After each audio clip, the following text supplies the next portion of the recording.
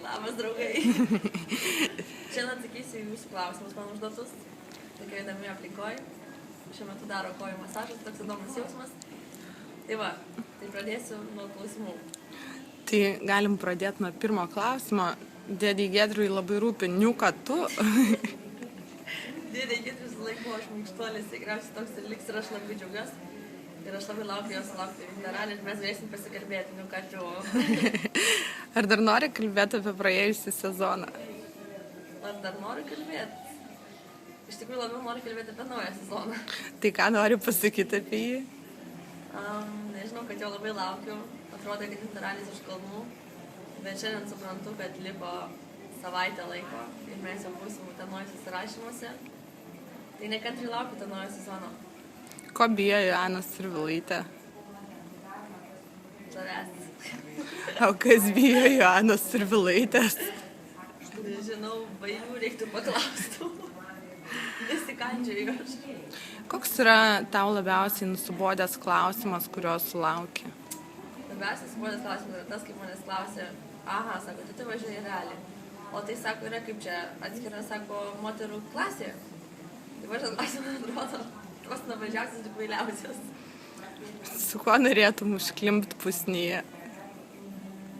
Su to, kas man padėtų išvažiuoti šitos pusnyje. Kokių savybių savyje labiausiai nekenti? Šitą apmąstymą aš pasiliksiu savo. O ką pasakytum tiem, kurie tau pavydi? Pasakyčiau jiem, kad nieko pavydėt. Ir nieko gero pavydėt. Tai žodžiu, nėra nei ko man pavydėt. Ir iš viso nėra ko pavydėt. Ką pasisadintum šalia savęs, jeigu mama nebesėstų? Šiaip, tai paprastas atsakymas tikriausiai, kad šturmaną. O kokį tai jau pasiliksiu savo. Loebas ar Butvilas? Čia kaip treneris ar kas? Tiesiog. Nu, čia žinot, kaip, kur, su kuo. Čia va toks irgi. Nuo aplinkybių daug priklauso. Ar norėtum būti gimus vyru? Kartais pagalvoju, kad iš tikrųjų manau taip, kad yra privalumų tam tikrų, kurie vyrai turi. Pavyzdžiui, fizinės galimybės ir visi kiti dalykai. Bet iš esmės džiaugiuosi būdama moterimi. Važiuoji lenktynės ir aplenki paskutinį vairuotoją. Kelinta esi? Iš paskutinė? Kas sunkiausia yra ralyje? Važiuoti ir finišuoti. O ką norėtum aplenkti? Norėčiau aplenkti visus. VRC ar Lemanas?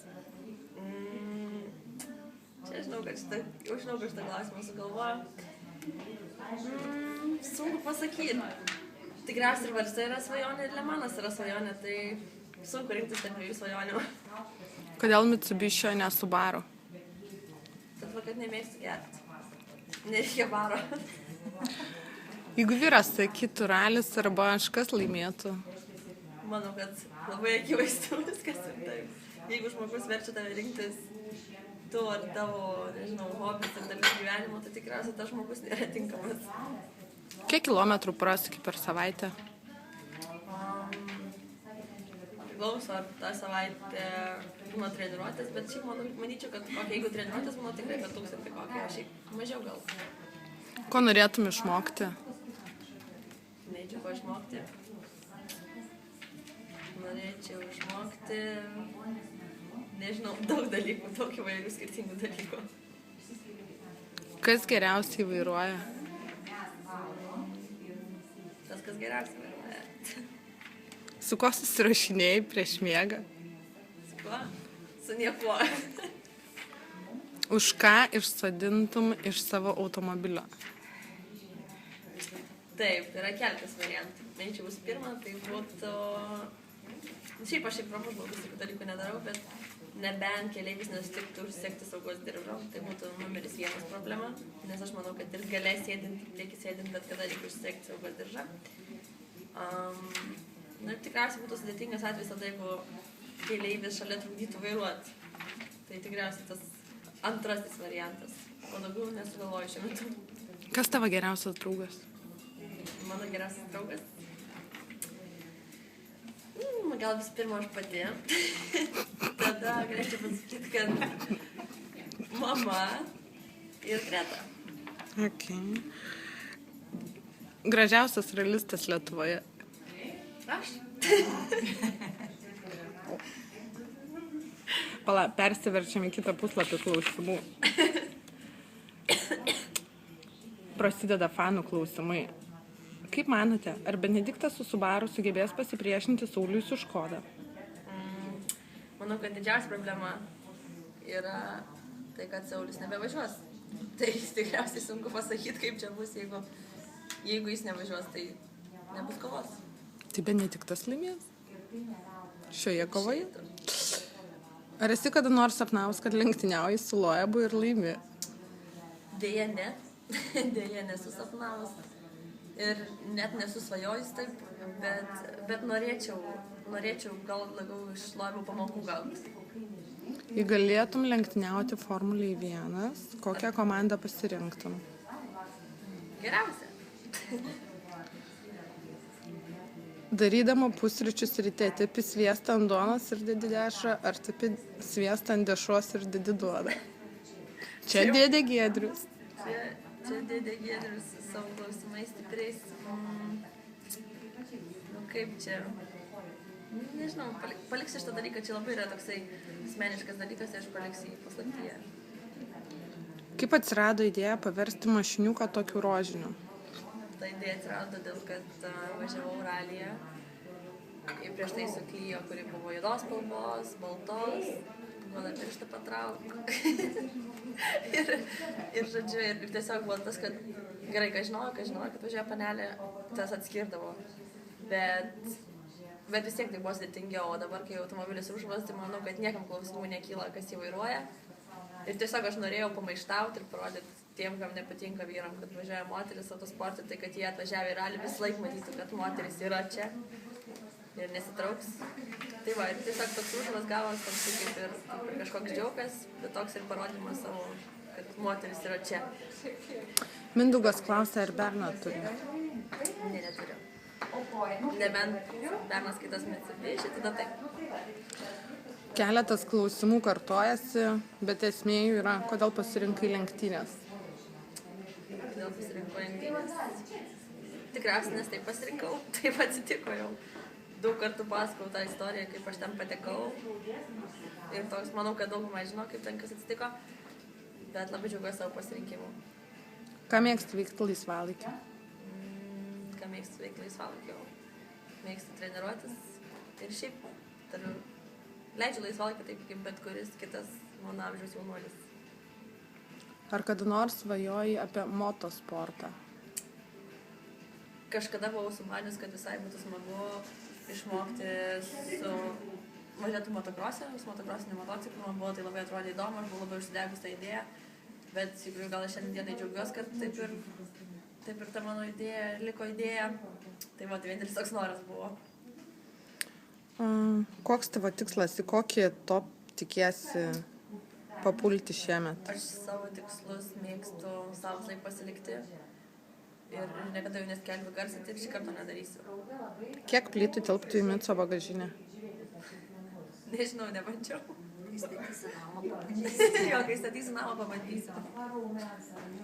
Kokie yra Mico techniniai duomenys? Geri, superiniai. Įsimintiniausias momentas tavo ralio karjeroje ir ar jauti jaudulį prieš startą? Tokių momentų buvo begalės ir čia galėčiau pasakoti valandom tas istorijas, nes iš tikrųjų buvo labai daug jų.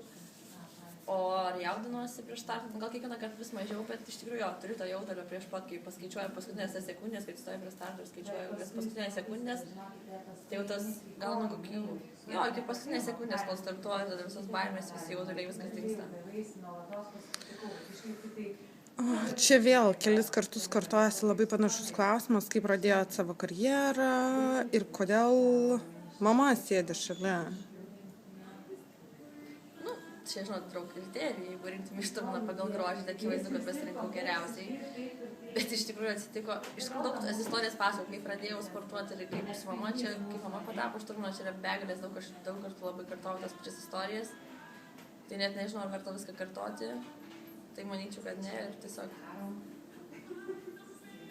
O tada koks įsimintiniausias netikėtumas nutikęs jūsų komandai? Tokių netikėtumų buvo begalės mūsų komandai, tikrai begalės. Gal dabar kuris vienintelis iškrito toksai, tai praeitų metų į Žemaitijos startą, tas, nežinau, iš visų jėgų kapstymasis patekti. Tai toks buvo tikrai komandinis darbas, visi kartu kasėmės ir traukėm tos automobilius.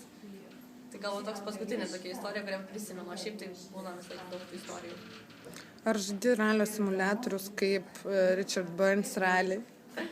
Na, teko porą kartų, bet tikrai nesu mėgėję tų žaidimų.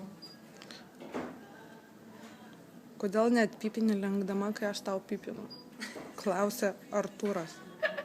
Nežinau, iš tikrųjų gal aš net negirdėjau niekada, kai man kažkas pipsina, bet... Kiek aukštakulnių batelių turi savo kolekcijai? Pakankamai, manau. Gal taip niekada neskaičiau, bet pakankamai. Kiek dabar valandų? Apie... Teisingai sako, apie 5 pavasaris. O tai kodėl tą pavasarį taip daug sninga? Pataikau. Nežinau, čia pas kažką kalendorius neprasivertė, man atrodo, nes dabar yra žiema. Kaip suprasti moteris? Čia be abejo klausė vyras, negalintis suprasti moterį. Nu, žinote, šito dar nieks nesuprato. Tai vat, manau, čia tas pat kaip suprasti vyrus. Jo, čia taip pat kaip suprasti vyrus. Tai vat, kai toks pirmas žmogus atsiras, tai galės papasakot. O ką daryti, jeigu per bobinos tarpinę varo tepalą? Nu ką? Užpil dar vieną tepalą. Ką, tada belieka verkt? Ar duodi broliui su micu pasidraskyti? Vyresniajam daviau pavažiuoti, jam teko pavairuoti mašiną. Sakė, kad yra didžiausia nesąmonė, ne automobilis, nes ten stabdžių nėra ir tampos ta mašina, sakė, yra visiškai nesąmonė. Su mažuoju esame susitarę, kad aš apduosiu pabandyti. Tai kol kas dar ne, bet ateity pabandys. Bet šonė jam patinka pasidėti. Jo, bet šonė jam labai patinka pasidėti. Ar Dievas visagalis ir ar jis gali sukurti akmenį, kurio pats nepakeltų? Klausė Mindaugas Bartkus. Aš manau, kad šito klausimą Mindaugas turėtų paklausti savo tikybos mokytojos. Ar turit kokius nors ritualus ir tradicijas prieš kiekvienas varžybas ar kiekvieną startą tam, kad atneštų sėkmę? Taip, turim vieną ritualą, visą laiką, kurį darom prieš startą ir kažkaip man toks yra net įsitikinimas, kad jeigu mes pamirštam, tada viskas bus negerai.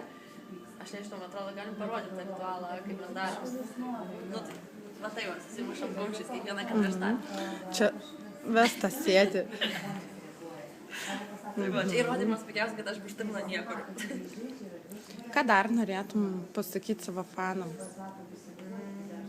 Nežinau, kad aš labai džiaugiuosi, kad aš jas turiu, kad jie yra nerealūs. Ir nežinau, man tiesiog didelė garbė, kad aš tiek daug turiu. Ir laukiam varžybose. Savai mes suprantame, laukiam varžybose. Norime su jumis dalinti savo įspūdžiais, savo sėkmėm ir nesėkmėm. Vien man labai patiko vienas fanas, aš dar nieko nepasakau šitos istorijos, bet buvo visai smagu. Aš vakar važiavau Konstitucijos prospektu ir privažiavo automobilį šalia ir tai važiuoja lygiai, pamojavo, aš pamojau atgal. Pusės sako, tu jį pažįsti? Sakau, nepažįstu. Galvau, tiek to ir baigsis istorija, nes tai būna ne viena. Žem prie sankryžos ir taip prie pat sustojo. Atsidaro langą, aš taip pasimečiau, atsidaro atgal langą. Sako, važiuosi Vinterį. Sakau, važiuosi. Tai sako, jėga, mes už tave sirgsim, laukiam. Ir tai buvo toks smagus jausmas, toks, net to pačiu labai netikėta, likau tokie apstulbus, bet tas labai smagu, kad fanai išdrįsta prieiti, ten noriu paklausti, ir dar kažką čia žinot, neprieiti su automobiliu, susistabdyti ir paklausti, važiuosi ir nevažiuosi. Tai tas yra labai labai smagu, kad jie tokie yra aktyvūs ir bendraujantis. Ir aš dar pasikartosiu vieną kartą sakiau, kad aš nesikandžioju. Taip, kad jeigu kažkas turit norą prieiti prie manęs pašnekėti, nežinau, nusifotografuoti ar dar kažką, tai aš visą laiką sulaukiu. Ačiū. O mes sėdėdamas kažkas nugalėjo. Tai va, nugalėjo, bet aš Agnė su savo klausimu, kokie mūsų ritualai yra. Agnė Ulevičiūtė. Taip, kokie yra mūsų ritualai, nes iš tikrųjų tai originaliausias klausimas, kokį aš teko girdėti, nes klausinėtų klausimų visų vienodų, kaip prasidėjo viskas, kodėl ten toks šturmanas vienoks ir tokių standartinių klausimų, kur bet kas sugalvoja. O šitas klausimas yra pats originaliausias, bent jau mano nuomonė, tai va, tai Nei karto neužduotas. taip, tai Agne, tu laimėjai puodelį. Sveikinu. Jej. Ačiū.